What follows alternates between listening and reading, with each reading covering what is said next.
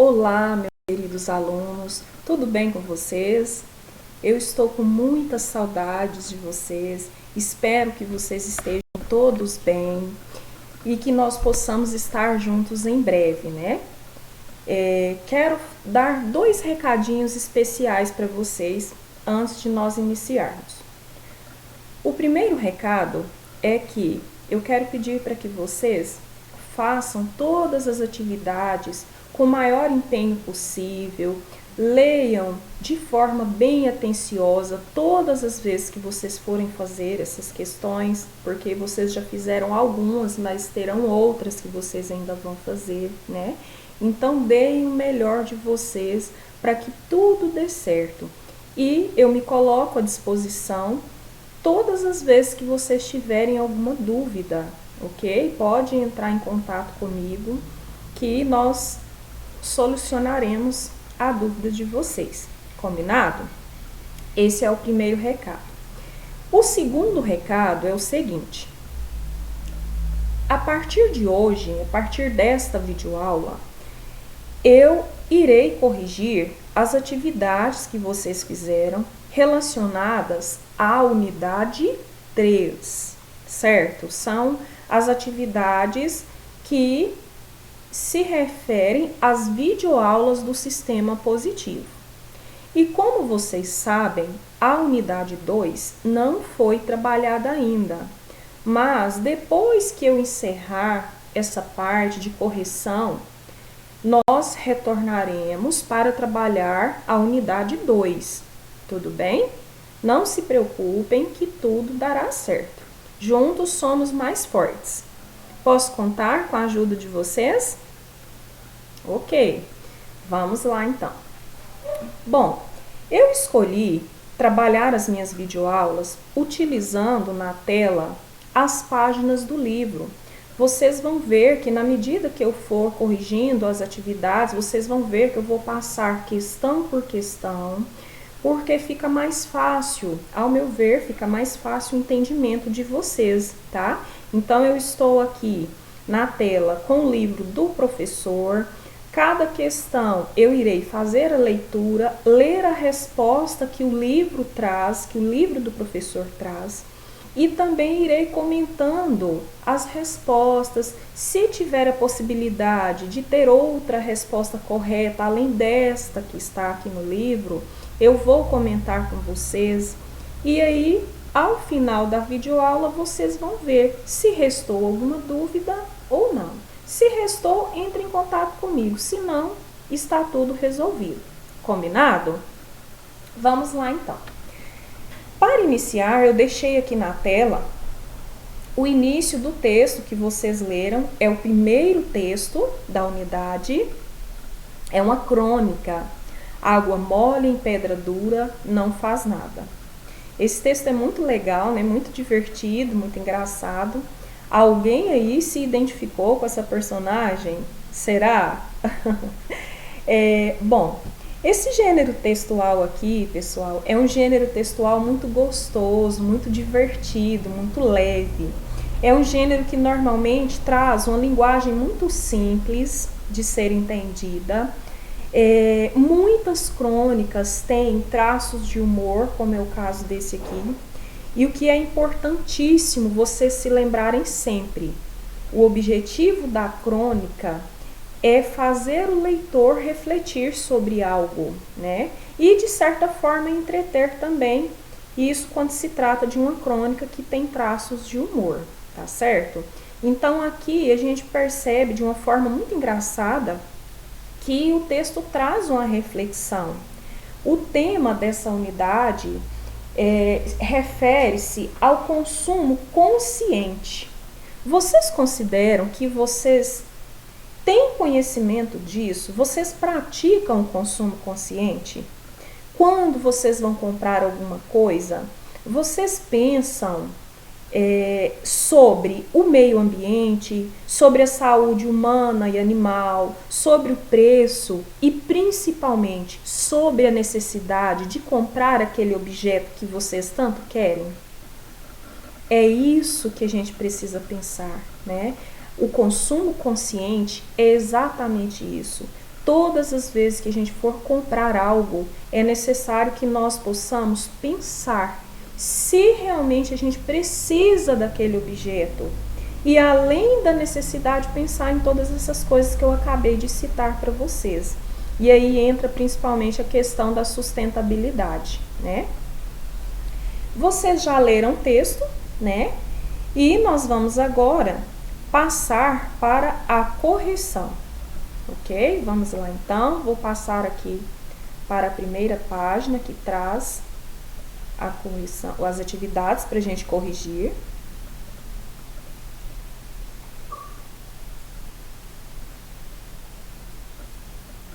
Bom, vamos lá então. A questão 2. A crônica que você leu conta um fato cotidiano na vida de uma adolescente. Quem narra essa história? Quem narra a história é a própria adolescente. A gente percebe que ela conta uma história dela mesma. Questão 3. Vários personagens são citados na história.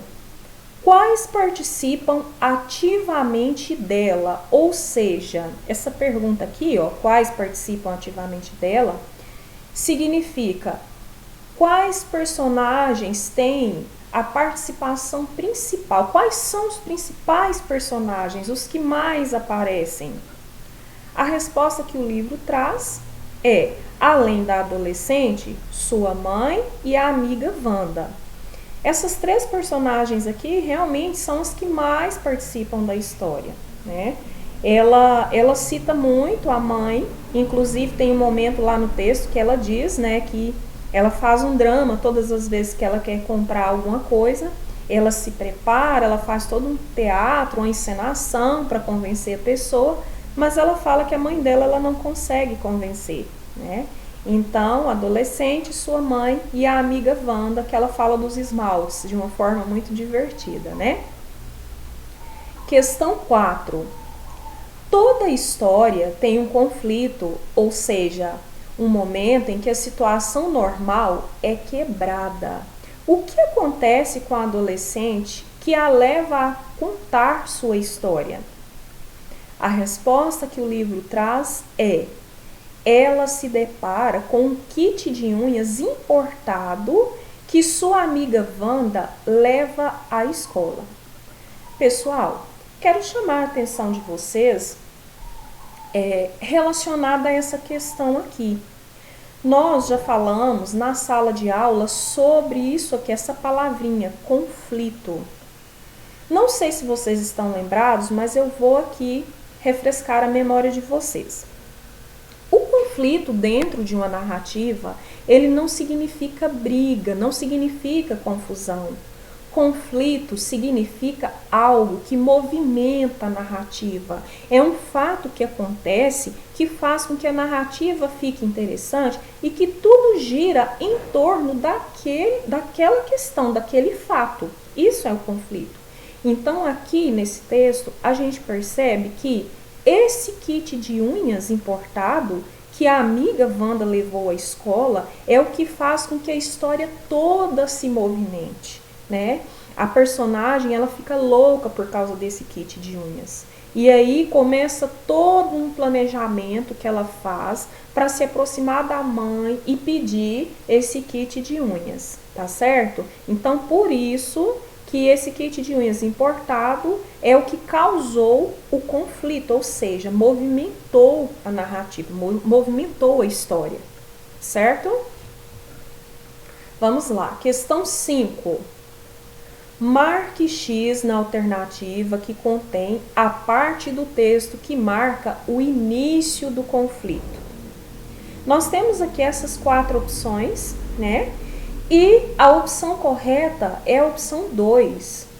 Minha Via Crucis começou quando a Wanda, acho que os pais dela eram fãs do Wando, foi minha mãe quem disse. Chegou à escola com um kit de unhas importado, maravilhoso, com todos os tipos de esmaltes e brilhos imagináveis. Então, assim, quando a personagem viu pela primeira vez esse kit de unhas importado, que ela achou maravilhoso, aqui nesse ponto iniciou o conflito, certo? Questão 6. A expressão via crucis, que está no 6º parágrafo, indica um caminho difícil, tortuoso.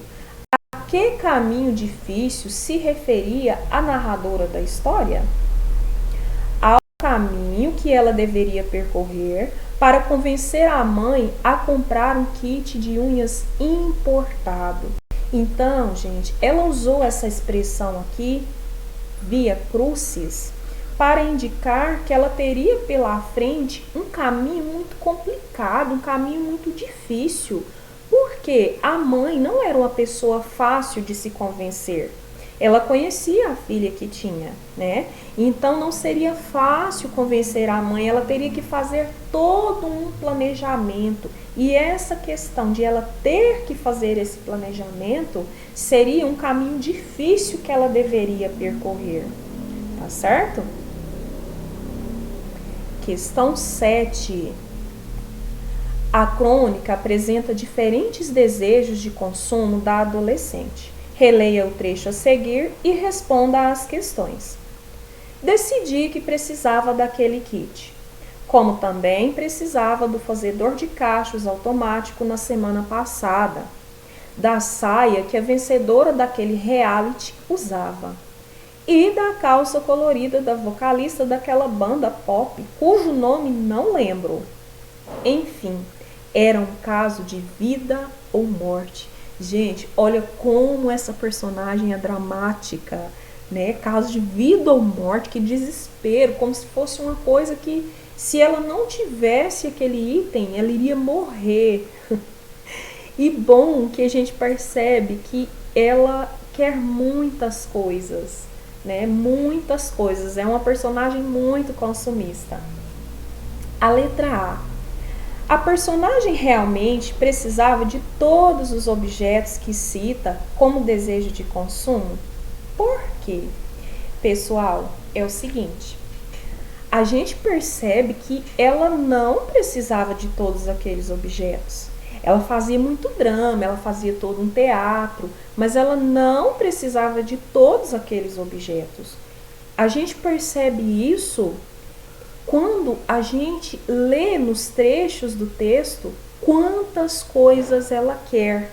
Se fosse uma coisa só e ela se justificasse na história, daria para a gente entender que realmente ela precisaria daquilo. Mas ela cita vários itens. Isso mostra que não era realmente um caso de vida ou morte, né? Então, a resposta que o livro traz é: espera-se que os alunos digam que não, em virtude da inconstância de desejos que a narradora apresenta, ou seja, essa inconstância de desejos significa que uma hora ela quer isso, outra hora ela quer outra coisa, né? Quando diz que semana passada quis outros itens, ela deixa claro que seus desejos são passageiros e, portanto, superficiais, são desejos superficiais. Ok? A letra B. O trecho, enfim, era um caso de vida ou morte, proporciona humor ao texto. Por que isso acontece? Se ela deixou claro que seus desejos são inconstantes e superficiais, ao afirmar que adquirir o kit de unhas era um caso de vida ou morte, ela se contradiz e acaba gerando humor. Ou seja, por que gera humor? Ela diz que quer, vamos citar aqui algo que ela havia citado anteriormente. Por exemplo, quando ela quer a calça colorida da vocalista da banda pop, que ela nem lembra o nome, né? Cujo nome não lembra, ela nem lembra, mas ela queria a calça colorida.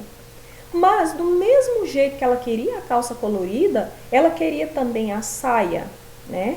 Então a gente percebe que esse tanto de coisas que ela quer, tudo que ela quer, ela fala que era um caso de vida ou morte. Isso gera humor no texto? Sim, porque a gente percebe que ela está agindo realmente de uma forma muito dramática para convencer as pessoas que estão ao redor dela. Nem o irmão dela escapa, né?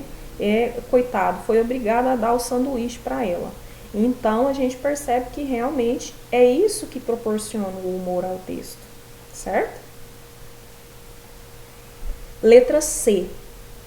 Considerando o trecho lido, assinale a alternativa que resume o modo como o adolescente lida com seus desejos.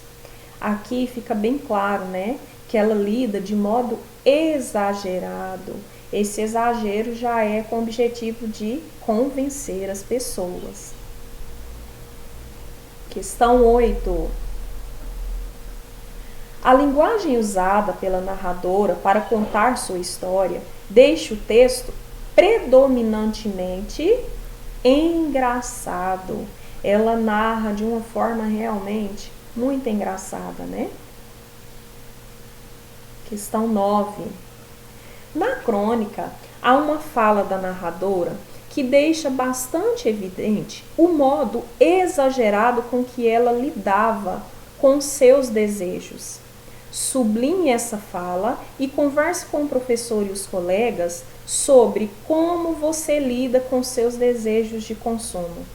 Os objetos que você quer são mesmo necessários? Como costuma justificar essa necessidade?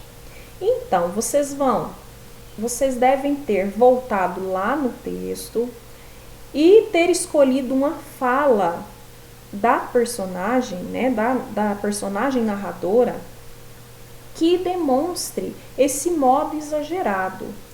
E pensar, os objetos que vocês querem realmente são mesmo necessários? Quando vocês pedem alguma coisa para os pais de vocês pedem aquele objeto e justificam por que vocês necessitam dele? Ou vocês simplesmente pedem aquele objeto? Como é com vocês? Bom, eu vou voltar aqui, eu estou com o livro positivo impresso aqui em mãos. Não vou voltar aqui na tela para vocês não, mas eu vou voltar aqui. Aliás, vou voltar para ficar mais fácil para vocês. Vamos voltar lá e citar um exemplo que mostra que ela é exagerada. Qual parte vocês sublinharam aí?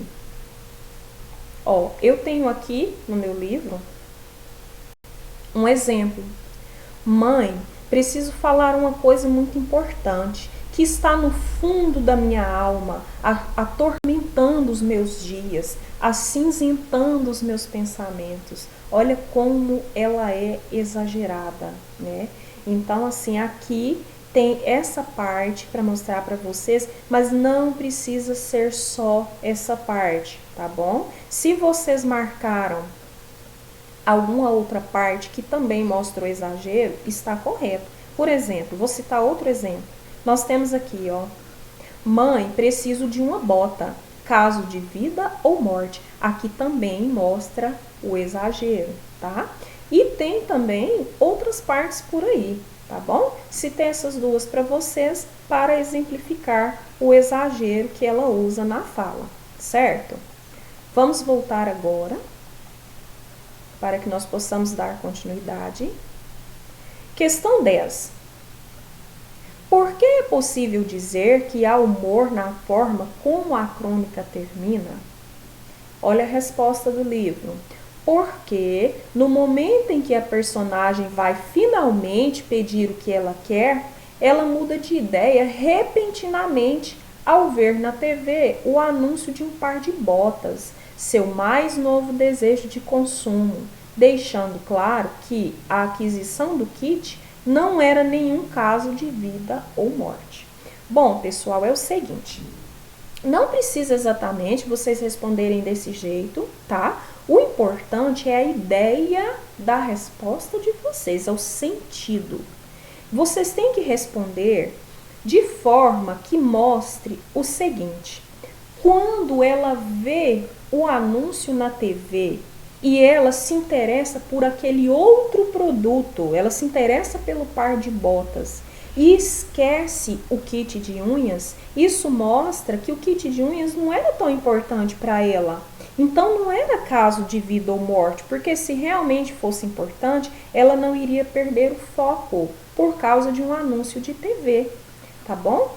Então, o sentido é basicamente esse, tá bom? Quando ela se interessa por outro produto que aparece no anúncio da TV, isso demonstra que não era um caso de vida ou morte ela ter o kit de unhas, certo? Antes de prosseguir para a questão 11, eu quero ler com vocês esse trechinho. Acompanhem comigo, por favor. Esse trechinho aqui, que é um trechinho bem importante. Se vocês tiverem aí um marca-texto ou um lápis de cor, se vocês quiserem marcar esse trechinho aqui, que tem uma ideia muito importante para vocês depois darem uma olhada. Normalmente, crônica apresenta uma linguagem simples e uma reflexão pessoal sobre o cotidiano. É publicada em jornais e revistas, impressos ou online, mas pode também ser divulgada em livros e blogs, por exemplo. Pessoal, as crônicas, realmente, como eu falei para vocês anteriormente, elas apresentam uma linguagem simples e trazem uma reflexão. E normalmente os cronistas, que são as pessoas que escrevem as crônicas, eles se baseiam em fatos do cotidiano, ou seja, fatos do dia a dia, para escrever os seus textos. Até uma manchete de jornal que traz uma notícia, né, que é um tipo de texto que traz um tipo de gênero, a notícia é um gênero textual que traz algo que é verdadeiro, um fato que realmente ocorreu.